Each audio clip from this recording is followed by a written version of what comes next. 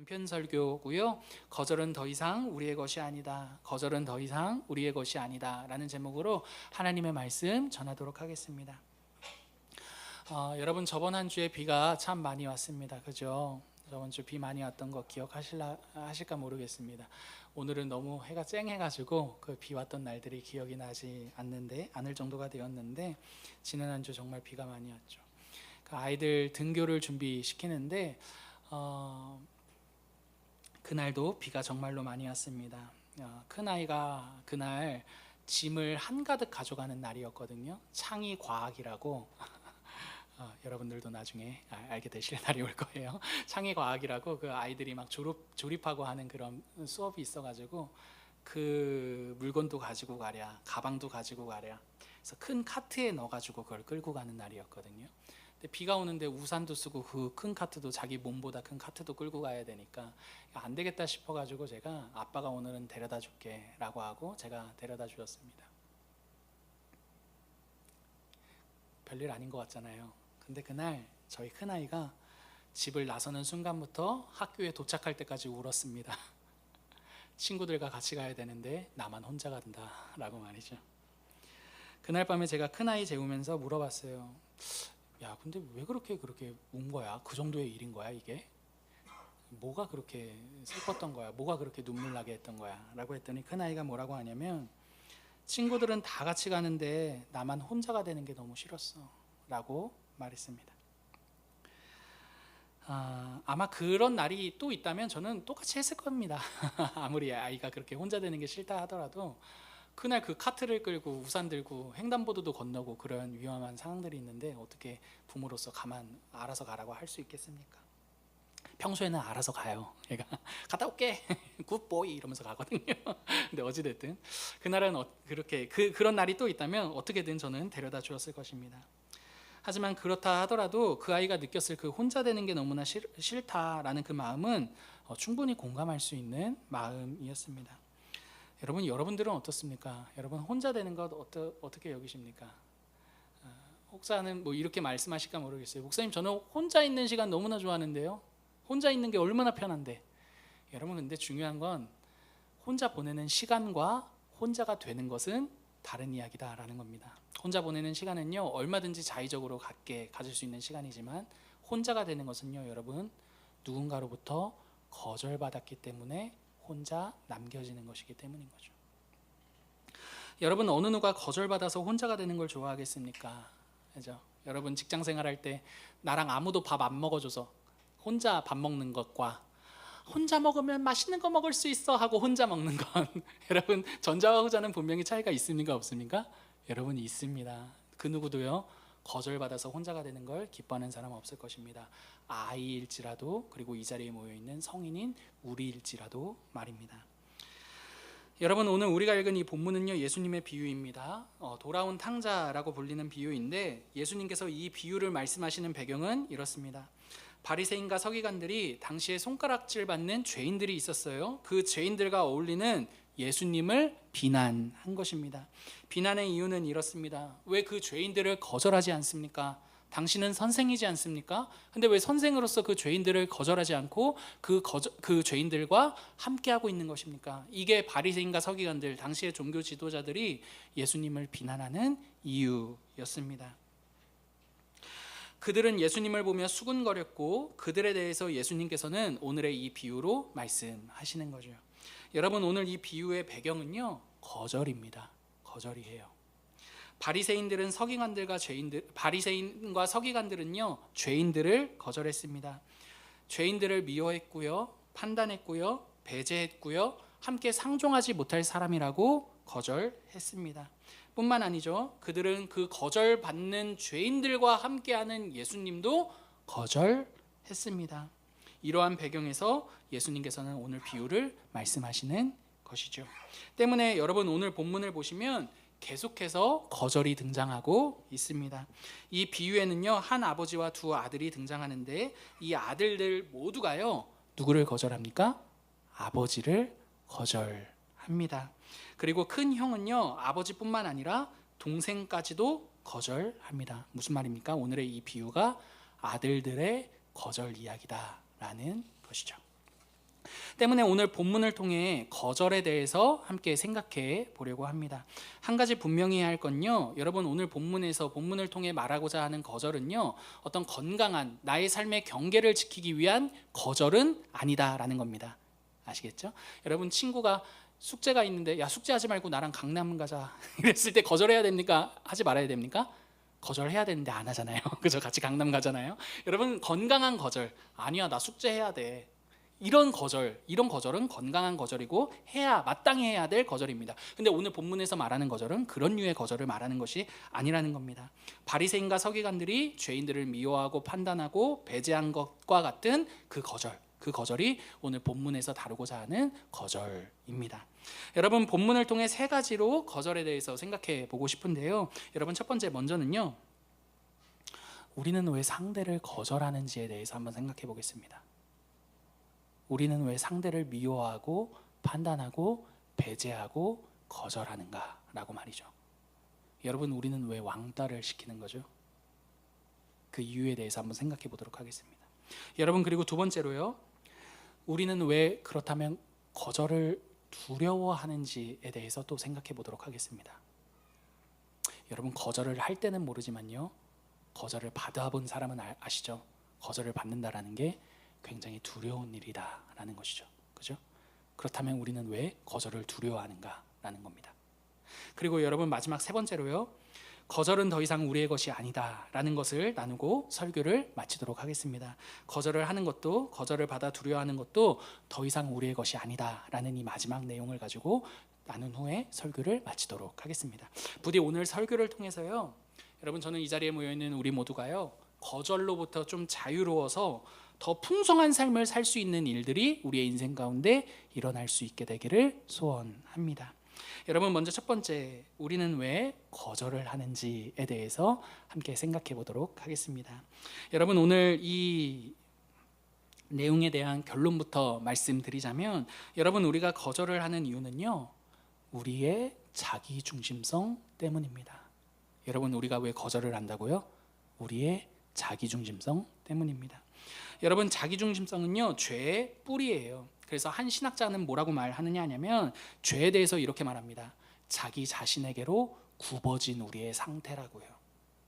자기 자신에게 굽어진 우리의 상태, 계속해서 자기에게 몰입되어 있는 상태가 죄라는 것이고, 이러한 죄가 곧 뭐라고 말하는 것입니까? 자기 중심성이다 라고 말하는 것이죠. 때문에 여러분 이러한 자기 중심성은요, 우리 안에 어떻게 나타납니까? 기승전 자기로 끝나요. 그렇죠? 아무리 상대방이 무슨 얘기를 하더라도 그 얘기를 끌고다가 나의 이야기로 귀결시킬 때가 있죠. 여러분 이러한 모든 대화 기술들을 볼 때, 대하는 내용들을 우리 스스로에게 찾아볼 때, 우리는요, 여러분 너무나 이렇게 자기중심적이라는 것을 한번 좀 생각해 볼 수 있는 장면이 되는 것 같습니다. 여러분 오늘 바리새인과 서기관들도 마찬가지입니다. 여러분 이 사람들은요, 죄인들이 문제니까 그들을 거절하는 것이 마땅하다라고 말했습니다. 죄인들이 문제야. 우리가 저 사람들을 거절하는 건 죄인들이 문제이기 때문이지 라고 생각했습니다. 여러분 그러나 그렇지 않습니다. 여러분 오늘 본문은요, 상대가 문제이기 전에 그 상대를 거절하는 우리의 자기중심성이 문제다라고 말한다라는 거죠. 여러분 우리는요, 상대를 거절하는 이유를 상대에게 찾지만 여러분 그렇지 않습니다. 상대를 거절하는 첫 번째 이유는요, 우리가 자기중심적이기 때문이다 라는 게 오늘 본문이 우리에게 말해주는 내용입니다. 여러분 그래서 오늘 본문 이 비유를 보시면 한 아버지 아래에 두 아들이 있습니다. 여러분 둘째 아들은 맥락도 없이 아버지를 향해 이렇게 말합니다. 아버지의 재산 가운데 나에게 돌아올 분깃을 나에게 먼저 주십시오 라고 말입니다. 여러분 당시에 아버지의 재산을 받을 수 있는 일반적인 방법은요, 아버지가 죽는 것이었습니다. 여러분 우리도 그렇지 않습니까? 아버지가 가진 재산을 받는 방법은, 그 유산으로서 받을 수 있는 방법은 아버지가 죽을 때 아닙니까? 근데 이렇게 살아있는 아버지에게 유산을 달라라는 것은요, 아버지를 죽은 것과 같이 여기겠다라는 의미입니다. 이 아들이 왜 이렇게까지 아버지께 막 나가는지에 대해 오늘 본문은 우리에게 말해주고 있지 않습니다. 그러나 여러분 이게 사람이라는 것을 생각해 볼 수 있는 거죠. 여러분, 물론 이 자리에는 목사님, 저는 우리 부모님한테 그렇게 하지 않습니다, 저는 이 정도로 막 나가지 않습니다 라고 말씀하실 분들이 계실 것입니다. 여러분, 맞습니다. 제가 봐도 여러분 모두는 이 둘째 아들보다 다 낳으셨으면 낫지 못하시는 분 아무도 없을 것이라고 확신합니다. 분명 둘째 아들보다도 나을 것입니다. 하지만 그렇다라고 해서 이 둘째 아들이 보인 이 자기 중심성으로부터 자유로울 수 있는 사람, 여러분 우리 가운데 있습니까? 없습니까? 아무도 없을 것입니다. 그렇죠? 나타나는 현상은 다를 수 있지만, 정도의 차이는 있을 수 있지만, 이 둘째 아들이 아버지에게 보인 그 뿌리에 있는 자기 중심성은 여러분 우리 모두의 이야기일 것이다 라는 거죠. 여러분, 둘째 아들은 살아있는 아버지에게 유산을 요구함으로써 사실상 아버지를 죽은 것 같이 대합니다. 이는 아버지에게 굉장히 무례할 뿐만 아니라 아버지에게 있어서 굉장히 모욕적인 일이기도 했습니다. 왜냐하면 당시의 문화에서는요, 명예가 굉장히 중요했거든요. 명예가 너무나도 중요했습니다. 명예 이퀄 생명이었거든요. 명예롭지 못할 바엔 죽는 게 낫다. 여러분, 이게 이 당시의 문화였습니다. 때문에 한번 생각해 보십시오. 아들에게 이런 대접을 받는 아버지라는 사실로 인해 아버지는 너무나 힘들었을 것입니다. 왜요? 아버지의 명예는 아들이 자신을 공경하고 섬기는 것으로 나타나는 것이었기 때문이죠. 그리고 더 나아가서요, 만약에 아들이 나를 이렇게 대했다라는 소문이 퍼지게 된다면 그 아버지는 사회적으로도 결코 명예롭지 못할 것입니다. 사람들은 이렇게 수군거렸겠죠. 야, 저 집안 둘째 자식 얘기 들었어? 야, 완전 페류나야. 자식을 저렇게 키운 아버지도 문제가 있는 것 아니겠어? 저 집안 완전 콩가루 집안이었어. 여러분, 둘째 아들의 이 태도는요, 단순히 아버지를 무시하고 아버지에게 유산을 달라 정도가 아니라요, 아버지를 개인적으로나 사회적으로나 명예를 실추시키게 만들므로써 매장하는 일이었습니다. 여러분. 하지만 여러분, 아버지는요, 이렇게 둘째 아들의 무례하고 모욕적인 이 요구를요 그대로 받아줍니다. 12절인데 같이 한번 12절을 읽어보실까요? 그 둘째가, 시작. 그 둘째가 아버지에게 말하되, 아버지여, 재산 중에서 내게 돌아올 분깃을 내게 주소서 하는지라. 아버지가 그 살림을 각각 나눠 주었더니, 여러분, 여기서 각각 나눠 주었다, 각각 나눠 주었다라는 건 아버지가 둘째만이 아니라 첫째에게도 유산을 동일하게 주었다라는 것을 의미합니다. 때문에 실제로 헬라어를 보시면 그들에게 나누어 주었다라고 되어 있습니다. 아버지는 둘째뿐만 아니라 첫째에게도 아버지의 유산을 나누어 주었습니다. 여러분, 아버지가 이렇게 한 데에는 이유가 있어요. 유산을 줄 때에는 장자의 몫을 분명히 해야만 하는 당시의 법이 있었기 때문입니다. 때문에 신명기를 보시면 장자의 몫은요, 다른 형제보다 2배를 더 줘야 한다라고 확실하게 그 몫을 기록하고 있습니다. 예를 들어 볼까요? 예를 들어 아버지의 재산이 3이잖아요, 여러분. 그러면요, 오늘 같은 첫째와 둘째에게, 첫째에게는 몇이 갑니까? 2가 갑니다. 둘째에게는 몇이 갑니까? 1이 갑니다. 그죠? 왜요? 장자의 몫은 2배를 챙겨줬어야만 했기 때문입니다. 여러분, 이렇게 장자에게 돌아갈 몫을 분명히 한 후에 둘째에게도 그 몫을 나누는 게 오늘 본문이 아버지께서 자신의 살림을 각각 나누어 주었다라는 말의 의미가 되는 거예요. 유산을 받은 둘째는요, 이 유산을요 다 현금화합니다. 그래서 13절을 보시면 재물을 다 모아가지고 라는 말이 있는데, 이게 유산으로 받은 부동산들 있죠, 토지와 같은 것들을 들고 가기 쉬운 현금으로 다 바꾸었다라는 것을 의미하는 표현입니다. 여러분, 둘째 아들이 자신이 받은 모든 유산을 현금화했다라는 건 아버지의 명예를 더 나락으로 떨어뜨리는 일이었어요. 왜냐하면 설령 유산을 미리 받았다 하더라도 그 유산을 처리할 권한은 아버지에게 있었기 때문입니다. 근데 그 둘째 아들이 아버지를 무시하고 그 유산을 자기의 멋대로 처리하는 거죠. 때문에 아버지의 명예는 더욱더 나락으로 떨어졌습니다. 그리고 한 번 더 생각해 봅시다. 이 유산을 정리할 때 이 토지를 산 사람이 있을 거 아닙니까? 그럼 토지를 산 사람이 분명 이런 소문 내지 않았을까요? 야, 그 둘째 아들 막 나가는데 끝이 없더라. 아버지에게 받은 그 토지를 지멋대로 다 팔았어. 그 집안 콩가루인 줄 알았는데 더 콩가루야. 이렇게 만드는 소문이 분명히 났을 것입니다. 여러분 어찌되었든 이 모든 내용들은 지금 이 아들이 자신의 모든 것들을 다 정리해가지고 타국으로 가기 위해 현금화했던 모든 내용들은 이 아버지의 명예를 나락으로 떨어뜨렸을 뿐만 아니라 그 가문 역시도 형편없는 가문으로 만드는 그러한 일이었다라는 겁니다. 여러분 둘째 아들은요 이렇게 아버지에게 손해를 끼친 것뿐만 아니라 형에게까지 가문의 명예를 실추시켰기 때문에 형과 아버지 모두에게 손해를 입히면서 이 자신의 아버지의 품을 떠나 타국으로 떠나게 된 이야기가 오늘의 이 본문의 이야기인 거죠. 여러분 둘째 아들이 이렇게 아버지를 거절하고 떠난 것은 아버지의 문제도 아니었습니다. 그죠? 그렇다고 형의 문제도 아니었습니다. 그의 자기중심성이 아버지를 배제하고 아버지를 거절하고 자신이 하고 싶은 대로 선택을 해 떠나게 한 것입니다. 그죠? 여러분 때문에 한번 생각해 보십시오. 우리는 누군가를 미워하고 거절할 때 그 사람이 문제야라고 생각하지만 여러분 오늘 본문은 우리에게 뭐라고 말해줍니까? 누군가의 문제를 보기 전에 우리가 얼마나 자기중심적인 사람인지를 먼저 보라고 말하는 거죠. 맥락도 없이 이렇게 할 수 있는 게 우리의 자기중심성이라고 말입니다. 여러분 이러한 모습은요 큰 아들의 거절을 통해서도 볼 수 있어요. 30절 같이 한번 읽어보실까요? 아버지의 살림을 시작. 아버지의 살림을 창녀들과 함께 삼켜버린 이 아들이 돌아오매 이를 위하여 살찐 송아지를 잡으셨나이다. 여러분 큰형이 일을 마치고 집으로 돌아오는데 큰 소리를 듣는 거예요. 잔치 소리 듣는 거예요. 이게 뭔 일이지 했는데 종이 나와서 이 잔치에 대해서 설명해 줍니다. 당신의 동생이 돌아왔습니다. 당신의 아버지가 당신의 동생을 위해 잔치를 열었습니다. 그러자 형이요 뚜껑이 열렸습니다. 너무나 화가 났습니다. 화가 나 있는 첫째에게 아버지가 찾아왔어요. 그러자 형이 아버지를 향해 이렇게 말합니다. 아버지의 살림을 창녀와 함께 삼켜버린 아들을 나보다 더 존귀하게 대우하시는 겁니까? 라고 말입니다.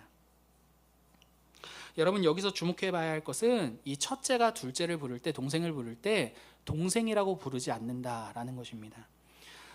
잔치의 이야기를 한 종은 큰아들에게 이렇게 말합니다. 당신의 동생이 돌아왔다라고 말합니다. 근데 정작 형은요 그 동생을 향해 동생이라고 말하지 않고 이렇게 말하죠. 아버지의 살림을 창녀들과 함께 삼켜버린 그 아들, 그 놈, 그 새끼. 여러분 언뜻 생각해 볼 때 첫째 아들의 이러한 분노는 이해가 됩니다. 왜냐하면 둘째가 아버지를 거절하고 집을 나감으로써 집안에 입힌 피해가 크기 때문입니다. 여러분 첫째들 계세요? 동생이 이렇게 행동하면 열 받습니까? 안 받습니까? 열 받죠. 너 제정신이냐? 욕이 나올 법하죠. 너가 뭔데 엄마 아빠 속도 새길 뿐더러 너 때문에 우리 집안이 입은 손해가 얼마나 되는데 부모님에게 돈을 땡겨가서 주식 투자해서 다 잃고 왔다라고 생각해 보십시오. 그 동생에게 화 안 낼 첫째가 있겠습니까? 없을 것입니다. 화가 나죠.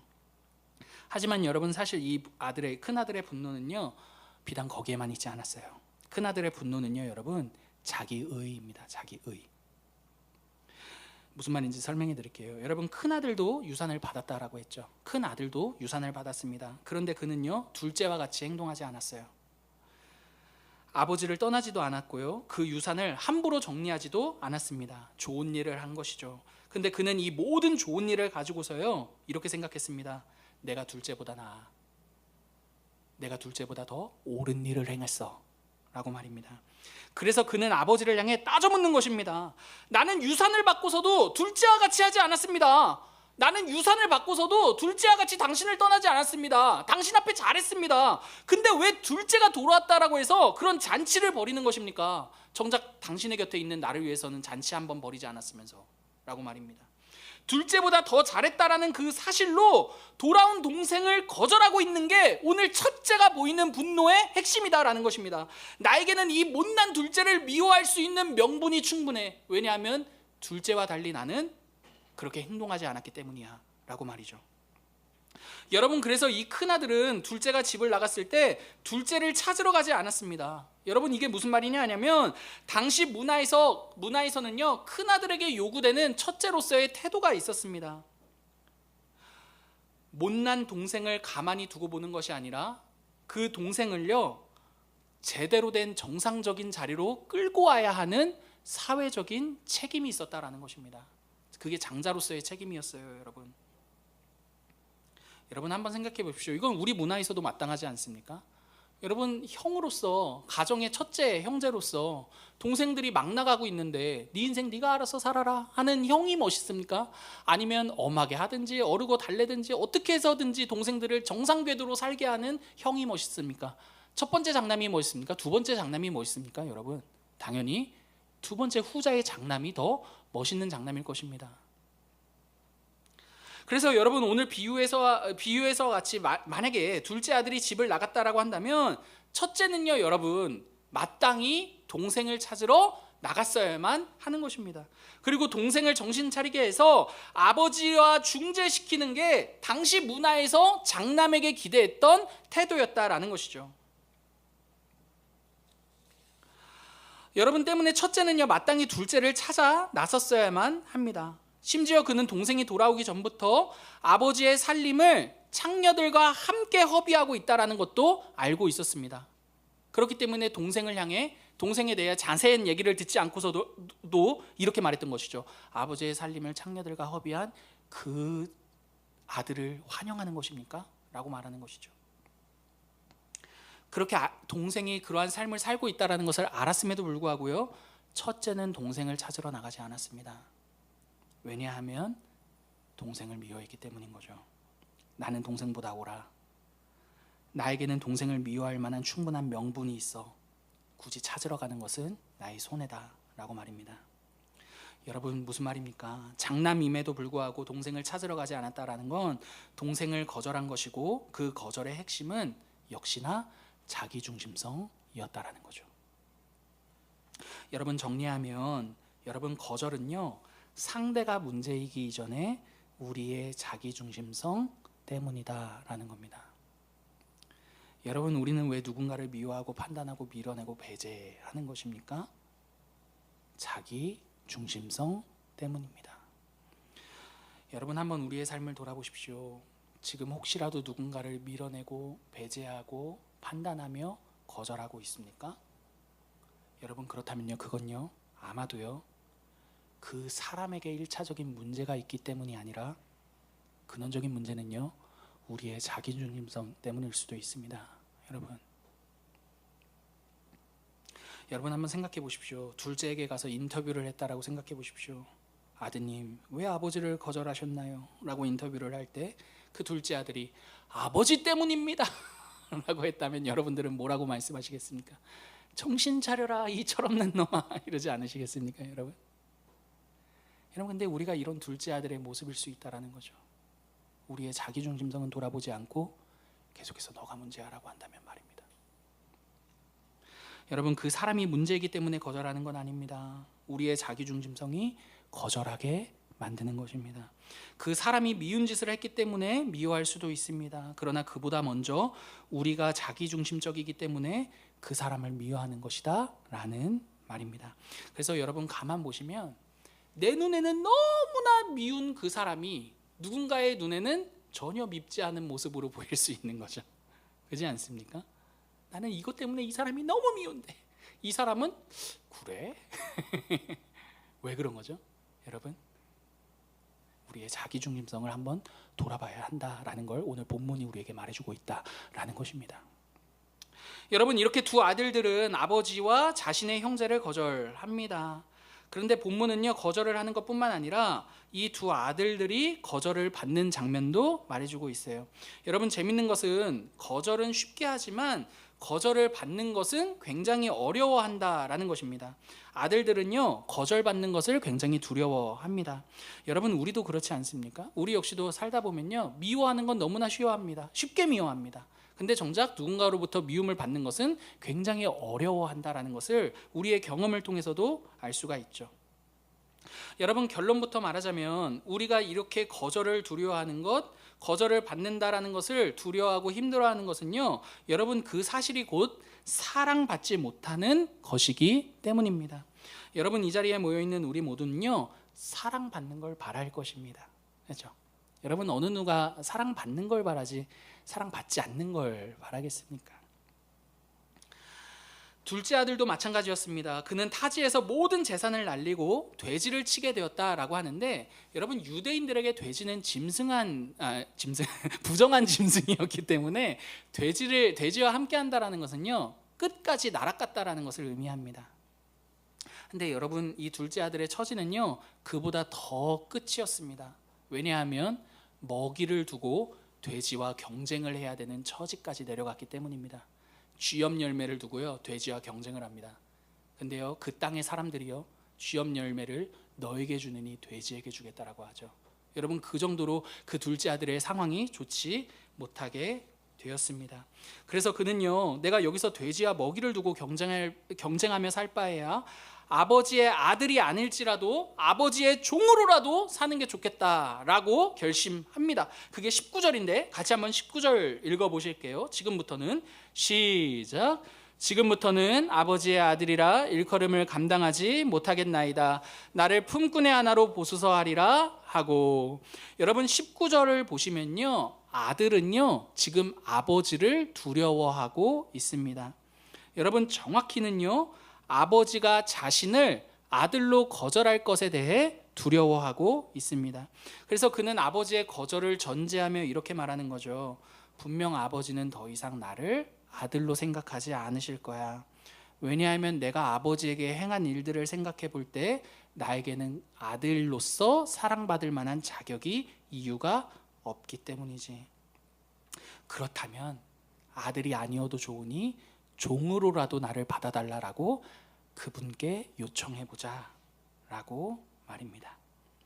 여러분 둘째 아들은요, 아버지로부터 사랑을 받을 만한 이유가 없다라고 생각했기 때문에 아버지께서 당연히 자신을 거절할 것이다 라고 생각했고, 그 거절이 두려웠습니다. 그래서 아들은 종으로라도 받아주십시오 라며 거절을 전제하며 집으로 돌아가겠다 결심하고 있는 것이죠. 사랑하는 여러분, 우리가 거절할 때는 모르지만 정작 거절을 받을 때 두려워하는 이유는요, 우리 모두에게는 사랑받지 못하는 것에 대한 두려움이 있기 때문입니다. 그렇죠? 여러분 성경은요, 이러한 현상을 죄의 현상이라고 말합니다. 여러분 아담과 하와가 선악과를 따먹은 이후에 가장 먼저 했던 일이 무엇인지 아세요? 그들의 자기중심성으로 하나님을 거절하고 난 이후에 그들이 가장 먼저 했던 일은요, 숨는 것이었습니다. 왜 그들이 죄를 짓고 숨을 수밖에 없었느냐 하냐면 두려웠기 때문이죠. 그들은 하나님이 두려워 숨었다라고 말했습니다. 하나님과의 관계에서 거절을 받는 게 두려워서 숨은 것이죠. 우리는 더 이상 하나님께로부터 사랑받을 만한 자격이 없어 라는 그 사실이 두려움으로 다가왔고 그들로 하여금 숨게 만든 것입니다. 여러분 둘째 아들도 마찬가지입니다. 여러분 이 둘째 아들은요, 아버지를 거절했습니다. 때문에 그는 더 이상 아버지로부터 사랑받지 못할 것이라고 확신했습니다. 사랑받지 못한다라는 그 사실이 그 아들에게 두려움이 된 것입니다. 여러분 우리가 거절을 두려워하는 이유가 무엇입니까? 사랑받지 못한다라는 그 사실을 그 누구도 기뻐하거나 환영하지 않기 때문이죠. 여러분 여기서 잠깐 거절의 두려움이 우리 안에 만들어내는 현상이 무엇인지를 좀 생각해 보고 싶습니다. 여러분 우리가 거절받을까 봐 두려워하고 거절받았다라는 두려움을 느끼지 않습니까? 여러분 그 두려움이 우리 가운데 만들어내는 현상이 무엇인지 오늘 본문이 우리에게 세 가지를 말해주고 있습니다. 여러분 먼저 첫 번째로는요, 그 거절의 두려움이 우리에게 만들어내는 첫 번째 반응은요, 여러분 후회입니다. 후회. 여러분 17절을 눈으로 보시면 둘째 아들이 이렇게 말해요. 내 아버지에게는 양식이 많은데 나는 여기서 줄여 죽는다. 여러분 지금 무슨 말입니까? 둘째 아들이요, 아버지를 떠나온 것을 후회하고 있는 것입니다. 여러분, 우리는요, 사람으로부터 거절받을 때도 두려워하지만 내가 바라는 상황으로부터 거절받을 때에도 두려워합니다. 내가 바라는 상황이 있습니다. 이게 이렇게 되어야 될 텐데. 근데 그 상황이 그렇게 이루어지지 않음으로써 상황으로부터 거절받는 것에 대한 두려움이 있죠. 여러분, 그럴 때 우리가 하는 후회 있습니다. 그때 그러지 말았어야 되는데, 이러한 결정을 하지 말았어야 되는데, 그런 후회가 밀려옵니다. 상황으로부터 거절받았을 때 그 두려움이 우리 안에 만들어내는 반응이다 라는 것이죠. 여러분, 혹시라도 우리 가운데 최근에 내가 결정했던 것들 가운데 내가 기대했던 결과로 만나지 못해 그 결과로부터 거절받았다라고 생각하는 그런 장면들이 있지는 않습니까? 여러분, 그럴 때 우리의 마음에 만약에 후회가 올라온 경험이 있다면, 여러분, 그것은요, 우리가 그 상황으로부터, 그 내가 바랬던 결과로부터 거절받았다라는 그 두려움이 만들어낸 반응일 것입니다. 여러분, 두 번째 반응은요, 오해입니다. 오해. 여러분, 거절의 두려움은요, 우리로 하여금 오해를 만들어냅니다. 여러분, 19절을 보니까 아들은 아버지를 오해합니다. 이렇게 오해해요. 내가 아버지를 거절했으니 아버지는 더 이상 나를 사랑하지 않을 거야 라고 말입니다. 아버지는 계속해서 사랑하고 계시거든요. 근데 아들은 아버지를 오해합니다. 내가 아버지를 거절했으니까 그분은 나를 더 이상 사랑하지 않을 거야 라고 말이죠. 여러분, 상대로부터 거절을 받는다라는 두려움은요, 그 사람을 오해하게 만듭니다. 그리고 그 오해는요, 한편의 소설을 쓰게 만듭니다. 그렇지 않으세요, 여러분? 누군가가 나를 사랑하지 않아, 나는 사랑받지 못하고 있어라고 생각하는 그 두려움이 우리에게 밀려올 때 그 사람의 표정 하나에도 소설이 쓰여집니다. 역시나 그 사람은 나를 미워하고 있으며 나를 미워하기 때문에 저런 표정을 짓고 있고, 이러면서 소설 한 편이 딱 완성이 됩니다. 그리고 확증하죠. 저 사람은 나를 싫어해 라고 말입니다. 정작 그 사람은 아무런 그날 무슨 일이 있어서 그냥 무표정인 것일 수도 있는데, 또는 그런 오해와 소설 쓰지 않습니까? 카카오톡 회신이 늦을 때 이 사람이 지금 내 카톡을 읽었는데도 나에게 바로 답장하지 않는 이유는 내가 그때 무슨 말실수를 했기 때문에 이 사람이 나에게 실망했기 때문이며, 여러분, 이러한 소설들이, 오해로 인한 소설들이 막 우리 안에 막 GPT보다 더 빠르게 막 작성되고 있지 않습니까, 여러분? 여러분, 왜 그러는 것입니까, 여러분? 거절의 두려움이 우리 가운데 만들어낸 반응인 것이죠. 여러분, 마지막으로 분노입니다. 여러분, 29절과 30절을 눈으로 보시면 첫째 아들은 돌아온 동생을 위해 잔치를 연 아버지를 보며 분노합니다. 여러분, 왜 첫째가 지금 분노하고 있는 것입니까? 자신이 둘째와는 달리 아버지와 자신의 가문에 기여한 공로가 있는데 자신의 그 공로가 거절받는다라고 생각했기 때문입니다. 내가 아버지와 우리 집안을 위해 이렇게까지 했는데, 나는 저 둘째와 달리 이렇게까지 했는데 지금 창녀와 살림을 탕진한 아들을 위해 잔치를 연다라는 게 말이 됩니까? 당신을 위해 했던 내 수많은 일들이 거절받는 것 같습니다. 여러분, 그 분노에 그런 내용이 있는 것 아닙니까? 여러분, 예전에 어떤 교회에서 있었던 일인데, 한 교육부서를 오랫동안 섬기던 부장 집사님에게 이제는 다른 섬김과 봉사를 요청했습니다. 근데 그분이 화가 났습니다. 왜 화가 났습니까? 자신이 그동안 부서에 쏟아놓은 정성과 공로가 있는데 마치 그것들을 인정해주지 않는 것처럼, 거절받은 것처럼 다른 부서로 가라고 하는 것처럼 느껴졌기 때문에 화가 났더라라는 것입니다. 여러분, 이 세 가지 반응들을 제가 말하는 이유가 있어요. 이걸 가지고 우리를 정죄하기 위한 것이 아니라요, 우리가 얼마나 거절을 두려워하고 있는지를 한번 생각해 보자라는 것입니다. 여러분, 왜 후회합니까? 여러분, 왜 분노합니까? 그리고 왜 오해하며 소설을 쓰고 있습니까? 거절받는다라는 그 두려움이 우리 가운데 너무나 크게 다가오기 때문인 거죠. 여러분, 우리 모두는요, 이렇게 모두가 다 연약합니다. 누군가를 거절할 때는 아주 매몰차게 거절하는데 막상 거절을 받을 때에는요, 너무나 두려워하고 있죠. 여러분, 그렇게 한없이 약해지는 것, 그 거절 앞에서 한없이 약해지는 게 우리의 모습이다라는 것입니다. 그렇다면 여러분 한번 생각해 보십시다. 그렇다면 여러분, 우리는 어떻게 하면 이 거절로부터 자유로울 수 있을까요? 여러분, 여러분들께서는 이 거절로부터 자유롭고 싶지 않으십니까? 어떠십니까, 여러분? 여러분, 누군가를 너무나 쉽게 거절하는 내 모습도 너무나 싫지 않으십니까? 그리고 더 나아가서요, 누군가가 나를 거절했다라는 그 거절감 때문에 두려워하며 살아가는 내 못난 모습도 너무나 보고 싶지 않지 않으십니까? 여러분, 그렇다면 우리는 어떻게 하면 이 거절로부터 자유로울 수 있을까요? 여러분, 오늘 본문에는 두 아들로부터 거절을 받으면서도 그 아들들을 거절하지 않으시는 한 아버지가 등장합니다. 여러분, 이 아버지는요, 겸손하면서도 당당합니다.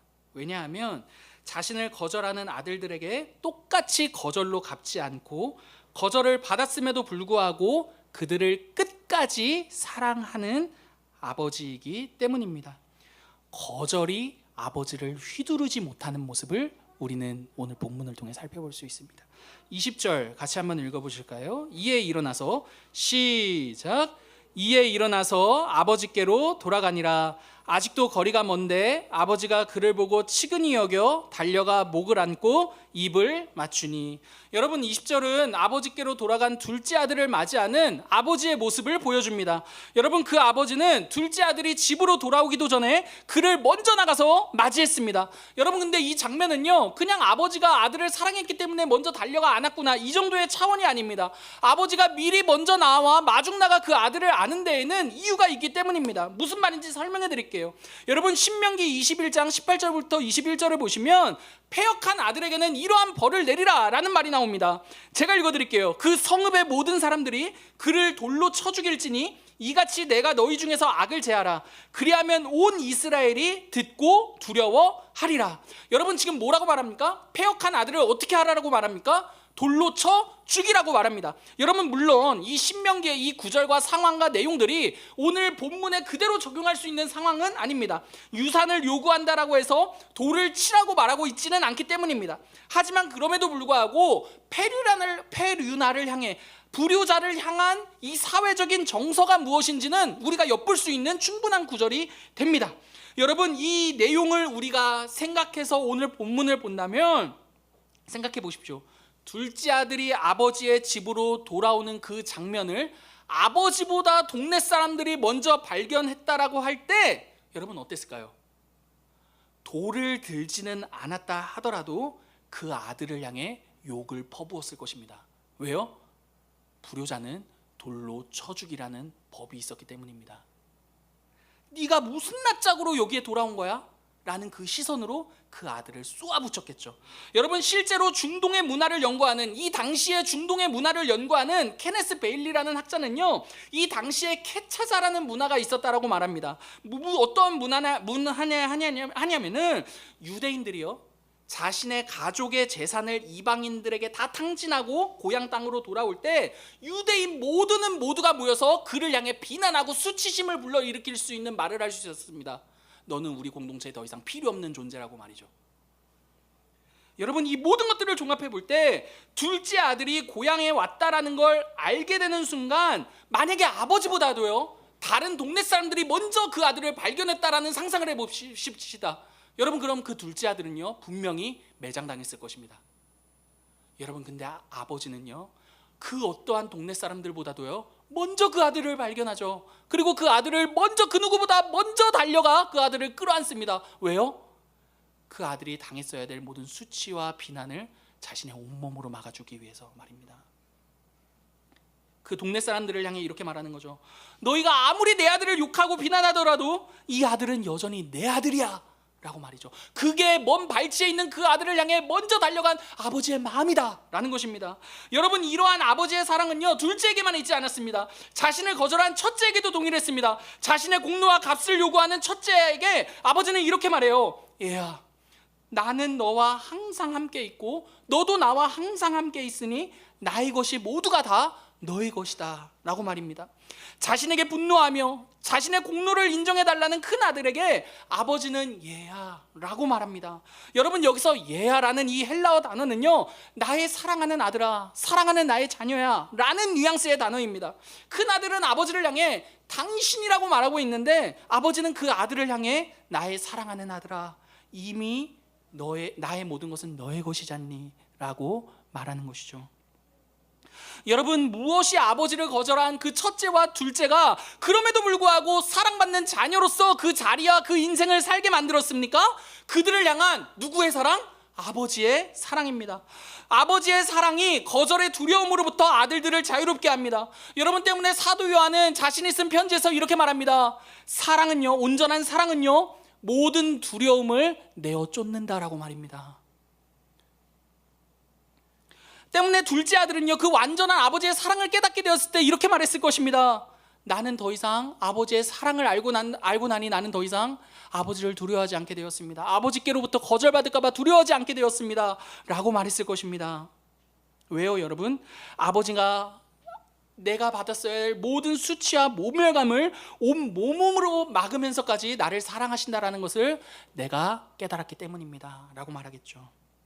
첫째도 마찬가지 아니었을까요, 여러분? 자신에 대한 아버지의 사랑을 확신할 때 그는 더 이상 자신의 공로를 주장하지 않을 수 있게 되었을 것입니다. 내가 나의 공로로 챙길 나의 몫보다 나에 대한 아버지의 사랑이 더 크다라는 것을 알게 되었을 것이기 때문입니다. 아, 우리 아버지는 내가 공로가 없어도 나를 사랑하시는 분이구나 라고 말입니다. 여러분, 아들들을 향한 아버지의 사랑으로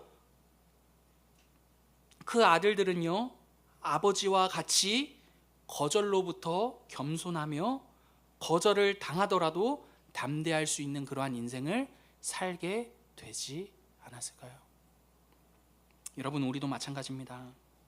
여러분, 무엇이 우리를 거절로부터 자유롭게 합니까? 하나님 아버지의 사랑입니다. 여러분, 우리가 하나님께로부터 어떠한 사랑을 받고 있는지를 알게 될 때 우리는 누군가를 거절할 수 있지 않을 수 있게 됩니다. 여러분, 뿐만 아니라 우리에 대한 하나님의 사랑이 얼마나 큰지를 알게 될 때 우리는 더 이상 누군가의 거절로 인해 두려워하지 않을 수 있을 수 있게 됩니다. 여러분 때문에 바울은 로마서 8장 38절과 39절에서 이렇게 말합니다. 내가 확신하노니 사망이나 생명이나 천사들이나 권세들이나 현재일이나 장래일이나 능력이나 높음이나 기쁨이나 다른 어떤 피조물이라도 우리를 우리 주 그리스도 예수 안에 있는 하나님의 사랑에서 끊을 수 없으리라. 여러분, 이 말씀이 무슨 말입니까? 우리 인생에 펼쳐진 어떠한 거절들이 우리의 인생 가운데 우리에게 찾아온다 하더라도 그 거절들을 내가 두려워하지 않을 수 있다. 왜냐하면 그 거절들이 설령 나의 인생 가운데 펼쳐진다 하더라도 우리에 대한 하나님의 사랑이 끊어진 게 아니기 때문이다 라는 말인 거죠. 그 사랑이 얼마나 큰지 내 인생에 일어나는 어떠한 일도 나에게는 더 이상 거절로 다가오지 않습니다. 여러분, 그게 사도 바울이 이 본문에서 하고 있는 말 아니냐는 말입니다. 여러분, 우리가 그렇다면 이 하나님 아버지의 사랑을 어떻게 우리는 확신할 수 있습니까? 여러분들께서는요, 하나님께서 나를 사랑하신다라는 것을 어떻게 확인하고 계십니까? 어떻게 확신하고 계십니까? 여러분, 오늘 이 비유를 누가 들려주시는지를 생각해 보십시오. 여러분, 오늘 이 본문의 비유는요, 하나님의 아들 예수 그리스도께서 들려주시는 이야기입니다. 여러분, 그분은 아버지를 거절한 두 아들과 같은 우리를 찾기 위해 이 땅으로 찾아오신 하나님의 맏아들이십니다. 그래서 로마서 8장 29절에서는 예수 그리스도를 맏아들이라고 말하고 있습니다. 사랑하는 여러분, 우리가 하나님 아버지의 사랑을 확신할 수 있는 이유는 아버지를 거절하고 떠난 두 아들과 같은 우리를 되찾고자 이 땅에 찾아오신 맏아들 대신 우리의 큰형 대신 예수 그리스도 때문이다라는 거죠. 여러분, 그분은 동생을 찾아 길을 떠나온 우리의 맏형과도 같습니다. 여러분, 본문 속 큰아들은요, 동생을 찾으러 떠나지 않았습니다. 왜냐하면 한 핏줄임에도 불구하고 나의 형제라고 여기지 않았기 때문이죠. 그러나 여러분, 우리의 맏형 되신 예수 그리스도께서는 우리를 되찾기 위해 이 땅으로 찾아오셨습니다. 그분은 죄인인 우리를요, 자신의 형제로 여기셨죠. 여러분, 큰 아들은요, 동생을 위해 자신을 희생하지 않았습니다. 동생을 위해 희생한다는 것만큼 헛된 일은 없었기 때문이죠. 왜요? 그 동생은 창녀들과 아버지의 살림을 당진했을 그 정도의 사람이니까요. 그러나 여러분, 그리스도께서는요, 하나님을 거절하고 떠난 우리를 위해 자신을 희생하셨습니다. 그리고 그분은요, 이 일보다 내가 한 일 가운데 더 값진 일은 없다라고 말씀하셨죠. 우리에게요. 여러분, 큰 아들은 자신이 지킨 집안에, 자신이 지켜낸 집안의 명예와 집안의 위치에 동생이 다시금 찾아 들어오는 것을 못마땅하게 여겼습니다. 왜 얘를 이 잔치에 드리는 거죠? 우리 집안에 다시 드리는 거죠? 라며 비난했습니다. 그래서 그는 아버지에게 분노했죠. 그러나요, 여러분, 우리의 맏형 되신 예수 그리스도께서는요, 자신이 이루어내신 모든 아름다운 일에 우리를 참여하는 자로 삼으셨습니다. 부르셨습니다. 여러분, 그리고 그분은요, 지금도요, 하나님 아버지를 향해서 우리가 얼마나 아름다운 존재인지 우리를 위해 중보하고 계시는 분이신 거죠. 여러분, 교회가 예수 그리스도의 몸이라는 걸 기억하십니까? 여러분, 그리스도께서 하나님 보좌 우편에 앉아 계신다라는 건요, 교회인 우리와 함께 앉아 계신다라는 것입니다. 그분이 이루어내신 모든 아름다운 것을요, 우리로 하여금 참여하는 자로 삼으셨습니다. 누가요? 우리의 맏형 되신 예수 그리스도께서요. 여러분, 무엇보다도 우리의 맏아들 되신 예수 그리스도께서는요, 우리를 위해 아버지께로부터 그분이 거절당하셨죠. 여러분, 큰아들은요, 자신이 거절받는 게 싫어서 자신의 동생을 거절했습니다. 그러나 여러분, 예수 그리스도께서는요, 우리로 하여금 다시금 아버지께로부터 거절당하지 않게 하시기 위해 자신이 아버지께 거절당하셨습니다. 여러분, 그게 바로 그분의 십자가 사건인 거죠. 사랑하는 성도 여러분, 하나님을 거절함으로써 거절당했어야 할 우리가요, 거절받으실 이유가 없으신 예수 그리스도를 통해서 더 이상 거절받지 않게 되었습니다. 왜냐하면 그분이 우리를 대신해 거절당하셨으니까요. 우리가 하나님의 사랑을 확신할 수 있는 이유가 무엇입니까? 우리를 대신하여 거절받으신 예수 그리스도 때문입니다. 여러분, 우리는 그리스도로 인해 어떠한 이유에서든지 하나님께로부터 더 이상 거절받지 않는 사람들이 되었습니다. 그러므로 여러분, 하나님께로부터 거절받지 않는 우리가 누군가를 거절하며 산다라는 것은 매우 이상한 일이 될 것입니다. 더불어 우리가 누군가로부터 거절받으며 산다 하더라도 그 거절은요, 여러분, 더 이상 우리의 것이 될 수가 없습니다. 왜냐하면 그 사람이 우리를 거절한다 하더라도 우리를 향한 하나님의 사랑이 그 사람의 우리에 대한 그 사람의 거절보다 더 크기 때문인 거죠. 여러분, 우리를 위해 거절받으신 그리스도 안에서 우리는 더 이상 후회와 오해와 분노로부터 자유로울 수 있습니다. 더 이상 거절에 묶여 살지 않을 수 있게 되었다라는 것입니다. 여러분, 이번 맥주감사절 구제로 우리는 일본의 한 목회자분을 도왔죠. 나고야 희망교회를 담임하시는 미무라 목사님이었습니다. 여러분, 미무라 목사님은 현재 췌장암으로 투병 중이십니다. 김예람 성도가 그 편지를 우리 홈페이지에 나누어 주었죠. 그 편지의 일부를 제가 읽어드리겠습니다. 현재 저희 상황은 앞날이 보이지 않는 상황입니다. 그러나 하나님께서 제 손을 단단히 잡고 죽음의 그늘진 골짜기를 평안함으로 함께 걸어가고 계신 것 같습니다. 그리고 주님께서 예비해 두신 푸른 목초지로 반드시 인도해 주실 것이라고 믿습니다. 그곳이 바로 천국인지 아니면 이 땅에서 아직 걸어가야 할 길인지는 모르겠지만 어떠한 곳이든지 주님의 뜻에 순종하려고 합니다.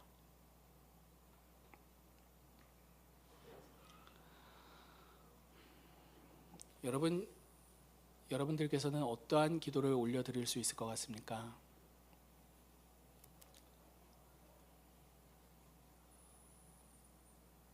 생의 갈림길에서 여러분들은 어떤 기도를 올려드릴 수 있을 것 같습니까? 여러분, 아마도 우리 모두는요, 낫게 해달라 기도할 것 같습니다. 왜냐하면 낫지 않는 것은요, 하나님께서 우리를 거절하는 것이라고 생각할 수밖에 없기 때문인 거죠. 그러나 여러분, 미무라 목사님의 기도를 생각해 볼 때 그분은요, 낫는 것도 낫지 않는 것도 모두가 다 거절받는 것이 아니라 하나님의 환영 가운데 있는 것이라고 말하는 게 오늘 이 기도의 내용 아닐까 싶습니다. 사랑하는 여러분, 거절로부터 자유롭고 싶으십니까? 여러분, 묻고 싶습니다. 여러분들께서는 정말 거절로부터 자유롭고 싶습니까? 여러분, 그렇다면요, 예수 그리스도께로 나오시기를 바랍니다. 여러분, 예수 그리스도께로 나오십시오. 여러분, 우리를 위하여, 우리를 대신하여 거절받으신 그 예수 그리스도 안에 있을 때요, 여러분, 우리는 하나님께로부터 영원히 환영받는 자라는 것을 알므로써 우리의 인생을 더욱 우리답게 살 수 있게 될 것입니다. 어떠한 수많은 거절과 같은 상황이 오더라도요, 그게 우리에 대한 하나님의 거절이 아니라는 것을 알게 될 것입니다. 왜요? 그리스도께서 우리를 위해 모든 거절을 대신 받으셨기 때문이죠. 그러므로 사랑하는 성도 여러분, 정말 거절로부터 자유롭고 싶으시다면 예수 그리스도께로 나아오시기를 바랍니다. 함께 우리에게 주신 말씀을 기억하시면서요, 성찬을